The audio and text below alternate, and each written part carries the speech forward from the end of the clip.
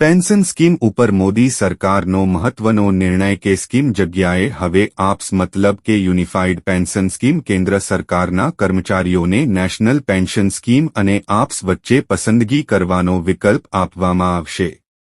હાલના કેન્દ્ર સરકારના સબસ્ક્રાઇબર્સને પણ આપ્સ પર સ્વિચ કરવાનો વિકલ્પ આપવામાં આવશે। યુનિફાઇડ પેન્શન સ્કીમ આપ્સનું સરળ સમજૂતી। યુનિફાઇડ પેન્શન સ્કીમ આપ્સ એ ભારત સરકાર દ્વારા શરૂ કરવામાં આવેલી એક પેન્શન યોજના છે।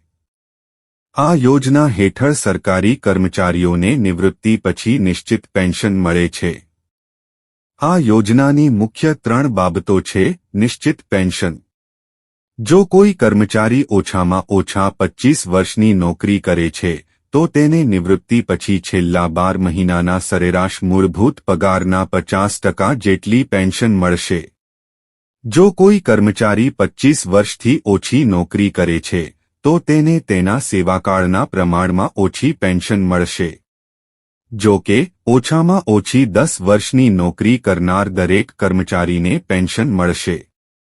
પરિવાર પેન્શન। જો કોઈ કર્મચારીનું નિધન થાય છે તો તેના પરિવારને કર્મચારીના મૃત્યુ પહેલા મળતી પેન્શનના 60% જેટલી પેન્શન મળશે।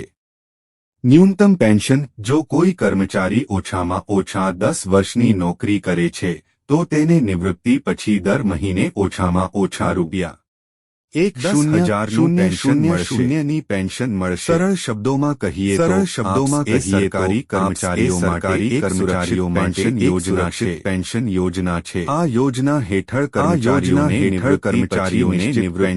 નિશ્ચિત પેન્શન મળે છે। જો કર્મચારીનું નિધન તો તેના પરિવારને પણ પેન્શન મળે છે। ઓછામાં ઓછી 10 વર્ષની નોકરી કરનાર દરેક કર્મચારીને નિવૃત્તિ પછી 10,000નું પેન્શન મળશે। 1,000ની પેન્શન મળશે। વડાપ્રધાન નરેન્દ્ર મોદીની આગેવાની હેઠળની કેબિનેટે